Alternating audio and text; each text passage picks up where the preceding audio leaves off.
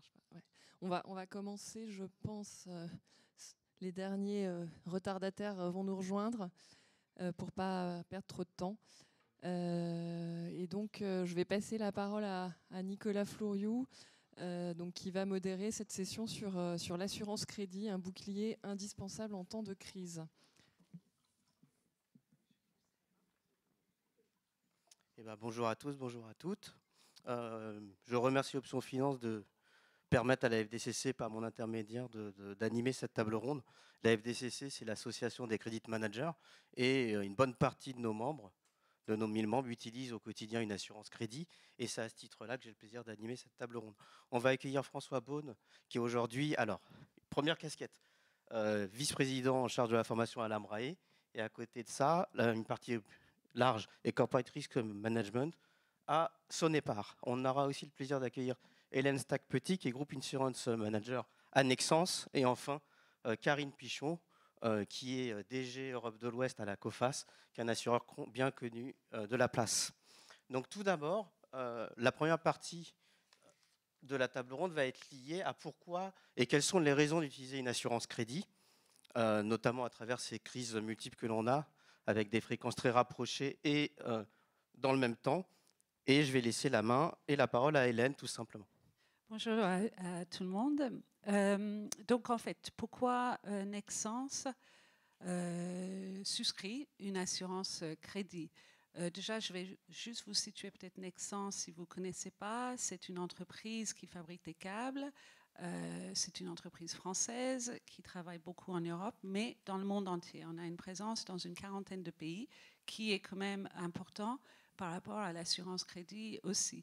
Donc, nous, on souscrit une raison principale, c'est d'avoir accès à l'information. Donc, nous, on n'est pas des sachants, on ne peut pas suivre tous nos clients dans le détail, et surtout de plus en plus actuellement dans un monde qui bouge beaucoup. Donc, nous, c'est primordial d'avoir un expert qui peut nous aider dans, je veux dire, le grading, j'ai envie de dire, donc, de nos clients, et nous guider si oui ou non, en fait, ils seront solvables dans le temps. François, par rapport à un autre usage de l'assurance crédit, notamment les impayés ou la prévention des risques, quelle a été et quelle est ton expérience et tes besoins à ce niveau-là? Alors, bonjour à toutes, bonjour à tous. Donc moi, là, je vais vous donner quelques éléments sur le groupe Sonépar. Du coup, donc le groupe Sonépar, c'est un groupe familial privé non coté, actif dans la distribution de matériel électrique. Donc quelque part, on vend à nos clients des produits, entre autres, qui viennent de chez Nexence, des câbles électriques. C'est un de mes clients. Voilà, donc c'est fortuit, mais c'est comme ça. Et il est solvable. Et les deux sont solvables, effectivement. Merci Nicolas. Et du coup, notre typologie de clients, en fait, pour résumer de manière assez elliptique, parce qu'on n'a pas beaucoup de temps, on a deux grands types de clients. Le petit électricien qui va refaire votre salle de bain, ma cuisine. Donc lui, il a une solvabilité plus limitée qu'un notre autre type de clients, qui sont des industriels, qui eux ont une solvabilité un peu différente. Et donc on utilise l'assurance crédit. On est présent aussi comme Nexence dans une quarantaine de pays, et on a un programme d'assurance crédit qui couvre à peu près 20 pays au global. Pas tous les pays du coup, mais 20 pays. Et la principale raison, au-delà de la raison qu'évoquait Hélène, qui est aussi une raison qui résonne chez nous, unitairement client par client, et puis au global, pour bénéficier aussi de la vision de tous les analystes de COFAS. Je vois Jean-Christophe dans la salle. On échange régulièrement avec les équipes pour avoir leur perspective globale. La vraie raison complémentaire, elle est sur le risque d'impayé. Notre portefeuille de petits clients, ils ont une solvabilité limitée pour certains, et puis volatile un petit peu dans le temps. Et avec l'assurance crédit, avec les données, le suivi qu'on fait et la sécurité financière en fait, que ça nous apporte, ça nous protège globalement contre le risque d'impayé sur cette typologie principalement de clients. Bah, du coup, je vais laisser la main à Karine, mais mettre un peu en contexte. Dans le crédit et le financement court terme des sociétés, donc celui à moins d'un an, historiquement, on a à peu près 150 milliards d'euros de crédit bancaire court terme. Quand on le compare au crédit interentreprise, au crédit fournisseur, on arrive à 700 milliards aujourd'hui, donc c'est 4,5 fois plus. Donc c'est-à-dire qu'au quotidien, les sources de financement sont davantage vis-à-vis des fournisseurs eux-mêmes, plutôt que, on va dire, sur les marchés ou les banques directement. Et justement, dans ce contexte, on va dire, de nervosité des financements, Karine, dans quelle mesure le recours à l'assurance crédit est-il mesurable et observable? Effectivement, nos clients, hein, essentiellement viennent pour les data et prévention des impayés, c'est ce que Hélène et François viennent d'indiquer, mais également, et on l'a vu notamment l'année dernière de manière assez importante, et ça continue en ce début d'année 2023, beaucoup d'entreprises viennent et recherchent de l'assurance crédit parce que leur banque ou les établissements financiers leur demandent.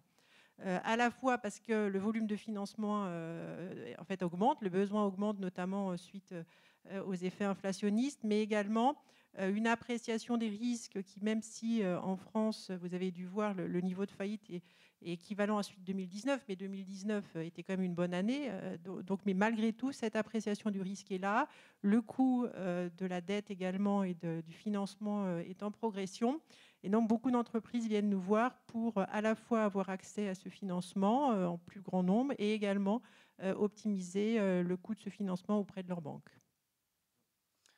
Après, dans le quotidien, les relations entre assureur-crédit et assuré, comment se passe la personnalisation, le partenariat, la collaboration de gré à gré avec vos assurés? Alors, je pense que c'est important la notion de partenariat, peut-être pour vous l'illustrer avec un chiffre. L'année dernière, Coface a eu un taux de rétention record de 93% auprès de ses clients. Qu'est-ce que ça veut dire? C'est-à-dire qu'en moyenne, un client reste 15 ans. Donc ça vous donne l'idée du partenariat. Et en plus, et je pense que c'est très important, contrairement à certaines assurances généralistes, quand vous êtes une société et que vous assurez votre flotte automobile, vous discutez avec votre assureur une fois par an. Dans notre cas, en fait, c'est une discussion quasi quotidienne qu'il y a avec nos clients. Et dans un monde où finalement les crises se succèdent et où il est assez difficile malgré tout d'anticiper ce qui va se passer, je pense qu'on est tous d'accord pour dire qu'on n'avait pas anticipé la crise du Covid, assez peu d'ailleurs également les aides des États, puis la crise en Ukraine, puis l'inflation, puis un petit peu de tension bancaire. Donc finalement, tous ces éléments-là conduit à ce que nous, on doit en permanence évaluer évidemment la notation des entreprises dans le monde entier, mais également comprendre comment nos clients font face à ces défis-là, ce qui nous permet, nous, à la fois d'échanger de l'information et de nous adapter à leurs besoins. Et je pense que c'est ce partenariat qui est clé, sur lequel on est très, très vigilant et qui permet, et le taux de rétention le montre en fait, d'avoir quelque chose qui crée de la valeur à la fois pour l'assureur crédit, mais également pour les clients. Et côté assuré, Hélène, quel est ton point de vue, sachant que parfois les assurés peuvent aussi aider les assureurs? Déjà, l'assureur crédit fait partie intégrative dans notre entreprise au quotidien, chaque jour. Donc moi, je négocie l'assurance crédit. Donc évidemment, moi, je vais suivre la stratégie, l'évolution de la police, les besoins en interne, etc. Après, au cœur de l'entreprise, on a des fois des managers crédit. Et eux, ils vont travailler tous les jours avec l'assureur crédit par rapport à un ajustement au niveau des limites, demander, accorder, pas accorder, pourquoi, comment. Et là, ça engage en fait un travail en étroite collaboration. Si c'est un manque d'information, parce que nos clients, vous n'avez pas accès pour telle raison, des fois des clients y publient, mais pas toujours, et pas là où nous on est présents. Donc on a besoin aussi de vous aider, vous, assureur crédit, de vous donner les informations que vous avez besoin pour déterminer la notation de ces clients. Donc, en fait, c'est vraiment un travail main dans la main au quotidien et partout au sein de l'entreprise, parce que vous êtes indispensable aussi quand on n'a pas un manager crédit. Donc, vous avez affaire au CFO en local, dans une petite entité. Donc, en fait, on n'a pas des grosses entités partout. C'est un amalgame de différentes tailles d'entreprises. François, comment on va dire, au quotidien, tu utilises l'assurance crédit, on va dire à l'envers, ça veut dire vis-à-vis la solvabilité des fournisseurs? Oui, effectivement, nous, on a une utilisation peut-être un peu duale, parce qu'à la différence de Nexans, nous, on n'est pas un groupe coté. Donc, ce que disait Hélène tout à l'heure, des groupes qui publient, des groupes qui publient moins ou pas. Donc, nous, on s'en sert aussi, finalement, pour partager de l'information financière dans un canal, on va dire, sécurisé, avec nos fournisseurs, pour pouvoir avoir accès aux conditions d'achat qu'on a négociées et notamment pas avoir à payer les marchandises à avant qu'elle nous soit livrée, etc. Et ça a l'air de rien. En Europe, c'est peut-être pas hyper impactant, mais dans certains pays un peu plus éloignés, ça change quand même pas mal la phase de la relation client-fournisseur. Et c'est un complément finalement d'usage à l'assurance crédit plus classique, on va dire, côté client, qu'on pousse de plus en plus parce que le groupe prend de l'ampleur. Nos volumes d'achat avec un certain nombre de fournisseurs, parce qu'on flèche nos achats sur un nombre plus limité de fournisseurs peut-être qu'avant, augmente. Et du coup, le sujet des limites, mais à l'envers vis-à-vis de nous, se pose de manière parfois assez cruciale et peut être très impactant dans le flux commercial. En fait, ça peut bloquer complètement le processus, voire dans certains cas. C'est-à-dire que vous transmettez vos éléments financiers de manière discrétionnaire aux assureurs crédit, qui eux-mêmes derrière s'assurent de votre solvabilité et vous codent mieux, c'est ça? Exactement. Ouais. Et du coup, vous êtes mieux référencé. Et du coup, on est mieux référencé et surtout, il y a une information financière qu'on explique une seule fois à quelqu'un qu'on connaît, avec qui on a un partenariat. Parce qu'effectivement, les partenariats qu'on évoquait, pour vous donner un ordre d'idée, Sonepar, c'est un groupe qui a été créé en 1969. Notre partenariat historique avec un assureur crédit, il a plus de 50 ans. Alors, également avec le courtier, parce qu'on n'en a pas parlé, mais il y a le client, l'assuré, le courtier, l'assureur crédit. Et donc, c'est des partenariats sur 50 ans. C'est pas linéaire, un partenariat sur 50 ans. On se rattrape à la porte, etc. On se fâche, il y a des périodes de hausse, de baisse. Voilà. Mais on a d'arbitrage. Voilà, exactement. Il y a des demandes d'arbitrage, il y a des points de blocage. Mais finalement, bon an, mal an, le partenariat, il existe, il est réinventé et il se transforme. Et il nous permet d'avoir une relation positive et qui permet d'accompagner la croissance de la société, ses nouveaux besoins, la digitalisation, toutes ces choses-là qui, peu ou prou, changent aussi la phase de l'assurance crédit au quotidien, quoi. Karine, c'est une chose dont les assurés, on va dire, les sociétés en France ont conscience? Ah oui, je pense que les sociétés, effectivement, ont bien conscience. Et c'est vrai que quand on a ce partenariat, on peut échanger finalement de manière confidentielle un certain nombre d'informations. Parce qu'effectivement, il y a très peu de sociétés cotées en France. Il faut quand même appeler en nombre. Donc ce canal via l'assurance crédit, en fait, est clé pour permettre effectivement de faciliter le trade entre les sociétés. Tout à fait. Et du coup, Hélène, est-ce que tu as déjà eu l'exemple de clients qui ne voulaient pas transmettre leurs éléments financiers, mais qui l'ont fait aux assureurs crédit que tu utilisais? Alors, oui, tout existe, il y a tout cas de figure, mais des fois, on ne l'a pas du tout. Donc après, c'est un dialogue avec notre assureur crédit, parce que nous, on va expliquer. Alors, il y a une différence entre si c'est un client long terme, moyen terme, et si c'est un prospect. Si c'est un prospect, dans ce cas-là, il faut vraiment trouver un autre biais pour que en fait, vous nous accordiez une limite, au-delà des aspects financiers. Mais quand c'est un client avec qui on travaille depuis des années, c'est à nous d'expliquer comment, pourquoi, la traçabilité, qu'on n'a jamais eu de soucis, etc. Et ça, je pense que l'assureur crédit, vous l'intégrez aussi. Ce n'est pas que l'analyse financière. Merci. On va passer à des cas d'usage maintenant. Par exemple, quid de l'externalisation, on va dire, du recouvrement ou de la partie prévention, analyse des risques, notamment pour vos clients? Karine? C'est quelque chose qui est très important et sur lequel on a beaucoup investi. Et d'ailleurs, on lance 2 offres. J'ai un peu une exclusivité aujourd'hui, mais de fait, on lance 2 offres, j'en profite. À la fois notamment pour les sociétés en France, un peu les ETI ou les PME, qui effectivement ont besoin, n'ont pas beaucoup d'équipes quelquefois, ont besoin qu'on les aide pour la prévention de leurs propres clients. Et donc là, on lance une offre qui permet de manière, alors ça s'appelle Express Credit Limit, voilà, le terme est peut-être auto-parlant, qui permet en instantané pour une société de connaître sur un de ses clients le niveau de limite qu'on donnerait pour un prix attractif. C'est 1,20 €, donc finalement, ce n'est pas trop le sujet. Mais surtout, c'est instantané et c'est dans France et dans le monde. Donc on offre ce service très prochainement, on va le lancer. Et puis également, on parlait tout à l'heure de quand même malgré tout d'une hausse des faillites. Et voilà, être en capacité de recouvrer ses créances, de continuer même à trader avec ses clients, c'est quelque chose qui est très important. Et on avait l'habitude et on a l'habitude de le faire pour les créances qu'on garantit, puisque finalement c'est dans le cœur de notre métier, mais on a également la capacité de le faire, et c'est ce qu'on va lancer pour toutes les créances qui ne sont pas garanties ou pour les sociétés qui ne sont pas assurées crédit, qui voudraient juste avoir cette activité de recouvrement pour compte de tiers, et on le fait dans plus de 200 pays. Donc c'est effectivement quelque chose sur lequel on investit beaucoup pour accompagner les sociétés à faire face, je dirais, à la crise avenante, en tout cas à l'appréciation des risques sur le niveau du recouvrement de leurs propres clients.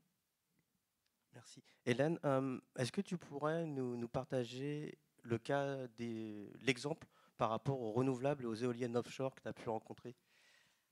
Donc, nous, chez Nexans, notre stratégie, c'est revenir à l'électrification, donc c'est-à-dire à partir on fabrique des câbles, donc pour toute la partie génération, transmission et distribution. Donc, dans la partie génération et transmission, on travaille beaucoup, nos clients. Aujourd'hui, ils sont dans le solaire, les panneaux solaires. Bon, j'en parlerai moins des photovoltaïques. Je ferai un focus sur peut-être la partie solaire et les éoliennes offshore. Donc tout ça, ça représente, comme beaucoup actuellement, des nouveautés. Ça existe depuis quelques années quand même, mais néanmoins, pour un assureur crédit, le montage est très récent. Donc de ce fait, en fait, c'est des clients, des montages avec des GV, pas des GV, plusieurs dedans, le financement, etc., qui sont nouveaux. Oui, pour le... C'est-à-dire joint ventures. Oui. Pour l'assureur crédit. Donc là, c'est pareil, on doit travailler. Vous n'accordez pas systématiquement des limites, des garanties, parce que vous dites, vous ne connaissez pas peut-être le partenaire, c'est un partenariat. Donc c'est un travail aussi en étroite collaboration. C'est différent, en fait, qu'un client spécifique. Là, c'est un partenariat. Et puis, en plus, c'est juste créé pour déployer un projet qui a une limite, c'est une durée limitée dans le temps. Exactement. Donc voilà, c'est plus difficile d'avoir une limite. Donc là, ça veut dire que c'est beaucoup plus de dialogue, d'explication, expliquer notre stratégie, comment, pourquoi, pour qu'on puisse travailler plus ensemble. François, si on parle maintenant des tiers, pourrais-tu nous donner un exemple de comment tu gères l'évaluation des risques des tiers dans ton entreprise? Oui, ça c'est une bonne question. C'est une question actuelle en fait, parce qu'il y a, du moins chez Sonepar, on pense qu'on assiste à une forme de convergence, pas des luttes en l'occurrence, mais des évaluations des tiers, parce qu'on évalue les tiers sous plein d'aspects et d'angles différents. La brique de base, c'est l'évaluation financière, dont celle qu'on fait sur le volet crédit, mais il y a aussi tout le volet sapin 2, donc corruption, trafic d'influence pour les entreprises qui y sont soumises, le volet ESG, le volet cyber, etc. Et j'en passe. Et donc ces tiers-là, c'est souvent le même tiers qu'on va évaluer en fonction de l'ampleur, la criticité qu'il peut avoir pour l'entreprise, d'une manière plus ou moins dense. Et aujourd'hui, on fait ces processus-là, mais ça reste un peu siloté. Et on a du mal, c'est fastidieux plutôt, d'avoir une vision consolidée de l'analyse d'un tiers en question sur toutes ces dimensions. Et donc on travaille en ce moment, et si on rajoute là-dessus d'ailleurs la dynamique de digitalisation de l'entreprise, donc on a déjà tous les tiers, clients, fournisseurs, etc., la liste est longue, qu'on a déjà analysé et qu'on a mis sous monitoring. Mais il y a aussi tous les nouveaux clients. Et parmi ces nouveaux clients, nous, on est une entreprise qui est de plus en plus digitalisée. On fait plus de 10 milliards d'euros de ventes digitales au sens large. Ces nouveaux clients, le processus d'onboarding, il doit prendre 2 minutes. Donc pour analyser le tiers en question sous ces différents axes en 2 minutes, c'est un peu compliqué. Donc il faut commencer à regarder pour optimiser tous ces processus-là, pour en extraire un maximum de valeur et assez rapidement avoir la possibilité d'avoir une vision très rapide, facile, on va dire, consolidée de tous ces axes d'évaluation sur un tiers en question, qu'il soit client ou fournisseur. Et on y travaille, on espère que ça va déboucher peut-être l'année prochaine, parce qu'il y a quand même pas mal de développement aussi après informatique pour arriver à synchroniser tout ça, mais qu'on ait une sorte de console simplifiée, accessible au niveau du groupe, mais aussi au niveau des pays. Comme évoquait Hélène, c'est un travail quotidien, et que ces gens-là puissent avoir un accès à cette information, analysée, qualifiée, et puissent se positionner beaucoup plus rapidement, et de manière globale. Oui, et puis d'ailleurs, si on va plus loin, mais ce n'était pas le sujet, l'open banking va permettre aussi d'harmoniser tous les CG de paiement pour nos clients divers et variés. Ils auront simplement à cliquer sur un lien et tout sera accessible directement. Hélène, on parlait de prospects, d'analyse de clients. Qu'est-ce qu'il en est quand on a plutôt une stratégie de réduction de son portefeuille client? C'est exactement ce que nous, on a fait chez Nexans. On avait, il y a quelques années, donc pour l'assureur crédit, on avait énormément de clients, en fait, au-delà de 15 000. Et là, on a réduit, on est plutôt inférieur à 5 000 aujourd'hui. Donc, de ce fait, on a quand même des informations clés sur nos clients principaux, ce que nous, on appelle les platinum ou l'or, les gold. Mais après, quand il y a des prospects, on a moins. Donc, c'est là où on a vraiment besoin de travailler main dans la main avec notre assureur crédit. Et c'est ça que j'aime bien, parce que l'assurance crédit, je pense que vous pouvez partir avec le principe qu'il y a 10 ans, on achetait l'assurance crédit dans son entièreté pour tout, c'est-à-dire recouvrement, pour avoir des informations, pour l'assurance, pour le recouvrement, etc. Mais j'aime bien aujourd'hui, Karine, cette idée que l'assurance crédit, c'est une boîte à outils et qu'on peut accéder à l'assureur crédit pour une partie. Par exemple, pour une partie d'information, nous, on a fait aussi, on crée des polices spécifiques pour nos entités pour avoir des informations par rapport à un prospect. Donc, c'est en parallèle de l'assurance crédit pour les clients que nous avons en portefeuille. Donc, c'est la boîte à outils qui est importante. Ou avoir affaire, comme Karine a dit, au recouvrement, tout simplement. Peut-être que Karine, tu veux rebondir sur la partie recouvrement externalisé, garantie ou non? Alors, effectivement, recouvrement, c'est un élément très important. Hein. Je pense que c'est... juste peut-être aussi en tête, en moyenne, on récupère entre 60 à 80% d'un montant d'une créance. Donc, si vous voulez, dans l'appréciation du risque, on veut éviter la faillite ou la défaillance, mais enfin, on sait aussi que c'est très important d'avoir un process très efficace qui nous permet de recouvrer. Donc, et les réglementations dans plus de 200 pays sont évidemment différentes, les lois. Donc on a, si vous voulez, besoin à la fois de le faire de manière digitale et processée, puis en même temps d'avoir une connaissance intime de chacun des pays. Et puis également, pour rebondir à ce que disait Hélène sur le sujet un peu de boîte à outils, on a également, et on a beaucoup investi ces 4 dernières années, parce qu'on a quasiment doublé les effectifs, et on a beaucoup investi en manière digitale sur la data. On a une table ronde cet après-midi sur le sujet data, mais c'est important. Finalement, on a quasiment plus de 200 millions d'entreprises, on a une donnée dessus, et cette donnée, elle peut être utile ou pour avoir de l'information, pour avoir de l'évaluation, du risque crédit. Elle peut être utilisée pour faire de la prospection. Finalement, j'ai des nouveaux clients, mais je veux quand même, avant de passer du temps, être en capacité d'évaluer si la société, elle va me payer. Donc, c'est quelque chose qui est un pré-check quelque part avant. Il y a sur les fournisseurs, évidemment, surtout quand vous avez quelquefois une longue liste de fournisseurs. Par exemple, dans le domaine automobile, j'ai un exemple d'un grand client. Sur toute sa chaîne de valeur, il a tellement d'intervenants qu'il a besoin de connaître quasiment en temps réel l'évaluation financière de l'ensemble de sa chaîne. Et donc ça, c'est quelque chose, effectivement, qui est au-delà de la seule couverture un peu historique, qui est quand même le cœur du métier de l'assurance crédit, mais qui est de plus en plus recherché par les clients. Et donc c'est quelque chose sur lequel on investit énormément, à la fois dans les données, dans la capacité de faire digital, parce qu'il faut pouvoir aller vite, et puis également la capacité de le faire dans le monde entier. Sur la partie automobile, justement, on peut avoir des fournisseurs sur 2-3 ans, par exemple une ligne de production. Si on fait un volant pour un modèle de véhicule, on ne peut pas le revendre à une autre marque. Donc l'accompagnement va se situer sur plusieurs années d'affilée. Alors, comme je vous dis, ça tombe bien, il se trouve que ce midi, je déjeune avec un des gros constructeurs automobiles français qui est un partenaire depuis 1946. Je regardais la police, donc pour vous dire le long terme. Donc effectivement, on est sur du partenariat, même si les polices sont sur 1 an. En moyenne, les clients restent sur 15 ans. Donc on s'adapte, on s'ajuste. C'est ça qui fait la force de l'assurance crédit, en fait, et du partenariat qu'on évoquait juste avant. François, quand on a préparé la table ronde, tu évoquais les études sectorielles, notamment. Qu'est-ce que tu pourrais dire là-dessus? Ça, c'est quelque chose qu'on récupérait déjà dans le passé, parce que c'est pas les assureurs crédit en publient depuis finalement assez longtemps, peut-être 1945, peut-être même avant. Mais c'est vrai que pour son départ, c'est pas quelque chose qui était très utilisé. Et là, depuis 3 ans, on s'est rendu compte que c'était une matière hyper riche. Et on se met à les utiliser d'une manière différente. Je m'explique. On a défini, on a une équipe qui s'occupe de la définition du plan stratégique, et donc chaque année le plan est remis à jour. Cette remise à jour, elle se fait sur la base de plusieurs éléments d'entrée, notamment les cartographies des risques qui sont faites par mon équipe, mais également des données un peu plus macroéconomiques qu'on fournit en fait au top management, mais également aux gens dans les différents pays qui vont mener à bien à la fois la cartographie des risques et la mise à jour du plan à leur niveau. Et donc on rencontre nos assureurs crédit 2 fois par an et on récupère leurs analyses qu'on intègre dans ce qu'on a appelé un observatoire des risques, qui nous permet de fournir une vision des analyses de l'état du monde et des analyses vues par des experts. Parce que nous, donc Sonepar, c'est 32,4 milliards de chiffre d'affaires, 44 000 personnes. Il y a 3 personnes à l'équipe risque en centrale.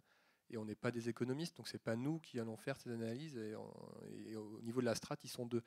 Donc ça ne fonctionnerait pas. Donc, par contre, on s'appuie sur des experts. Qui n'est plus expert que l'assureur crédit avec les équipes d'économistes qu'il a pour générer ces analyses globales et également sectorielles. Comme on le disait, là vous avez 2 représentants du secteur de l'industrie électrique au sens large. Il n'y a pas que nous qui sommes assurés crédit, il y en a plein d'autres. Donc au final, les assureurs crédit, ils ont une bonne vision quand même du risque et des tendances et de ce qui se passe sur le secteur électrique. Et donc tout ça, ça a une valeur qu'on commence à intégrer dans nos process et c'est extrêmement bien perçu par les équipes parce que du coup, ça donne une matière hyper riche corrélée à leurs propres sensations en Pologne, en Allemagne ou ailleurs, y compris dans des pays où finalement aujourd'hui, on n'est pas forcément consommateur d'assurance crédit. Et demain, et là, ça crée aussi une dynamique, on a un certain nombre d'études en cours sur les pays qui ne sont pas intégrés dans le programme d'assurance crédit, parce qu'ils ont vu la pertinence des analyses et des études. Leurs collègues du pays d'à côté leur a dit, par ailleurs, sur le volet données, sur le volet garantie, ça fonctionne très bien. Et donc, ils viennent nous voir pour qu'on étudie avec eux comment on peut adapter, d'une manière peut-être différente, le programme d'assurance crédit pour que ça ait un sens, une pertinence, une valeur ajoutée dans leur contexte. Ça veut dire, Karine, que vous pouvez faire des études personnalisées pour certains de vos clients sur leur portefeuille. Alors, on a des études sectorielles, on a des études par pays, donc ça c'est tout ce que la recherche économique fait. Et puis après, effectivement, on peut, j'irai un peu sur demande, on a nos économistes, vous avez une présentation, je pense, dans Christophe de ce matin, qui peut venir voir les clients ou même en comité de direction dans les boards, souvent de nos gros clients, ce qui permet d'avoir un échange en fait, et ça se fait ou au niveau des groupes, ou au niveau des filiales ou des entités. Donc il y a effectivement toute une équipe qui est là en soutien, et qui est une équipe mixte, si je peux me permettre, c'est les économistes en tant que tels, mais également, et je pense que c'est ce qui fait la richesse de ces analyses, on a nos analyses crédit, qui eux sont au quotidien, prennent des décisions et voient en fait l'évolution des risques. Et donc c'est finalement cette combinaison à la fois d'évaluation macro, de modèles statistiques et d'expertise qui est mêlée à une expertise terrain avec toutes les entreprises qu'on suit tous les jours. Je ne sais pas si Hélène, tu souhaites rebondir là-dessus. Sinon, je pense qu'on a 2-3 minutes pour répondre à des questions dans la salle. En attendant les questions, je vais dire juste un mot. Effectivement, nous, on a des pays où on a affaire. Il faut quand même qu'il y ait une certaine maturité chez les clients pour accéder à l'assurance crédit. Je veux dire, l'assurance crédit n'est pas là non plus pour prendre le risque du client, j'ai envie de dire. C'est indispensable. Donc, il y a une certaine maturité à avoir. Et de ce fait, nous, on accorde en local, dans certains pays, l'accès à l'assurance crédit, parce que, comme dit François, ils ont envie d'y accéder, mais pour certains de leurs clients, pour autant qu'eux, ils connaissent la traçabilité, etc., ils travaillent, ils connaissent déjà eux-mêmes. On ne transfère pas le risque bêtement comme ça à l'assureur crédit. J'ai dit 1 ou 2 minutes, mais peut-être 1 ou 2 questions en fait.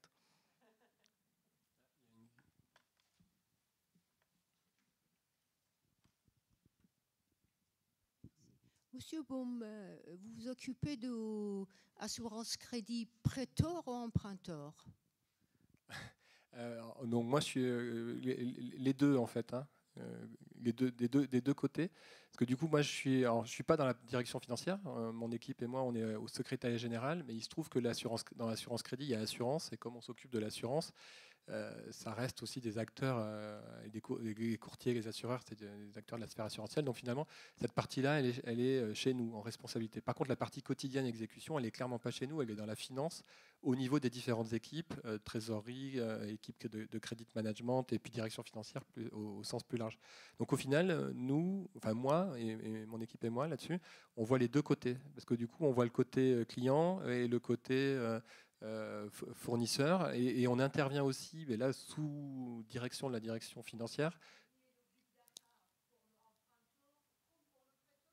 Ouais, exactement. Ouais. C'est parce que nous, on est un groupe assez gros, 32,4 milliards de chiffre d'affaires, mais le panier moyen c'est 400 €. Donc au final, ça crée une volumétrie énorme. Je vois Karine qui hoche la tête. Et cette volumétrie, sans intelligence artificielle, sans traitement de données, ça ne marche pas. Et d'autant plus que sur ces 32,4 milliards, il y a à peu près 10 milliards, un peu plus même, qui sont des ventes digitales, alors, avec différents canaux de digitalisation. Mais du coup, ces ventes digitales, elles sont faites avec c'est une sorte c'est comparable à Amazon, à ce que vous avez vous à titre personnel chez Amazon. L'électricien, il veut la même chose de chez nous, et ça crée une tension sur toute la chaîne parce qu'il faut que les choses s'exécutent hyper vite. Et donc, il faut que le digital suive, que la supply chain suive, mais aussi que tous les process de contrôle, etc., et d'autorisation, d'arbitrage, ils soient nativement embarqués dans la chaîne, sinon ça dysfonctionne et il ne va pas venir chez nous, le client. Il va aller soit chez un acteur plus petit qui n'aura pas ce niveau de qualité et qui d'ailleurs peut-être lui sera moins un partenaire financier parce qu'on est aussi on est un partenaire technique, mais on est aussi un partenaire financier parce qu'il récupère la marchandise chez nous, il nous paye après, etc. Donc tout le système fonctionne aussi parce qu'on fait ces analyses sans couture tout au long du cycle de vie de la relation commerciale, quoi. Bien, j'ai entendu l'alarme. Alors, je ne sais pas si on a le temps d'une ultime question. S'il y en a une. Vous avez évoqué tout à l'heure le fait de prendre une assurance crédit permettait de réduire les prêts accordés par les banques. C'est de l'ordre de combien à peu près Le coût des prêts, vous voulez dire? Oui. Alors c'est très variable. Je peux malheureusement pas vous donner, mais c'est dans le calcul global et de la marge entre le banquier, l'assureur crédit et le client. Et ça peut être important. Ça peut être important.